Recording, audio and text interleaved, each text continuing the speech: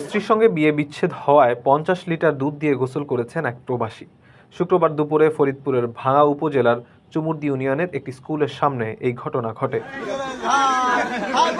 বদিউজ্জামান শিকদার নামের ওই প্রবাসী থাকেন সাইপ্রাসে। গণমাধ্যমের প্রতিবেদন অনুযায়ী প্রায় ১.৫ যুগ আগে বদিউজ্জামানের সঙ্গে সুমা আক্তারের পারিবারিকভাবে বিয়ে হয়। তাদের সংসারে ২ ছেলে মেয়ে আছে। বদিউজ্জামান বলেন, বিয়ের আগেও তার স্ত্রীর প্রেমের সম্পর্ক ছিল খালাতো ভাইয়ের সঙ্গে, কিন্তু পরিবারের কথা চিন্তা করে তিনি সেগুলো মেনে নেন। ভেবেছিলেন ছেলে মেয়ে বড় হওয়ায় তিনি বদলে যাবেন।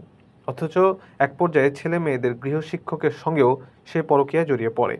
এ কারণে এর আগেও একবার বিচ্ছেদ হয়েছে।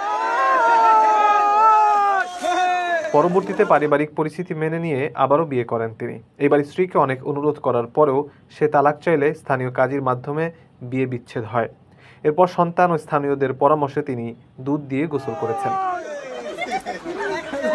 অবশ্য এ নিয়ে সোমা আক্তারের ভাষ্য পাওয়া যায়নি। ভাঙ্গা থানার উপপরিদর্শক রতন জানাচ্ছেন, ওই নারীর অভিযোগের ভিত্তিতে তিনি ঘটনাস্থলে উপস্থিত হন। তার একটি মোবাইল ফোন তার সাবেক স্বামীর কাছ থেকে উদ্ধার করে দেয়া হয়। উভয় পক্ষের লোকজনের মাধ্যমে বিবাহ বিচ্ছেদ করে দেয়া হয়েছে।